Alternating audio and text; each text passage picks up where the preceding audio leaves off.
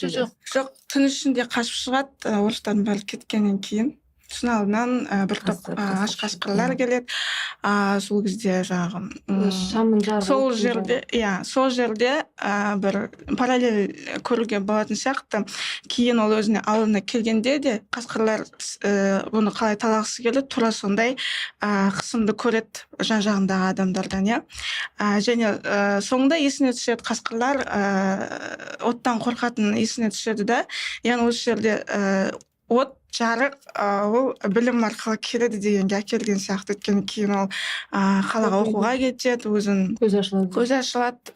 Сол кезде сондай бір символизмді байқауға болады. Яғни ол сол қасқырларды сол арқылы жеңіп аман қалады ғой.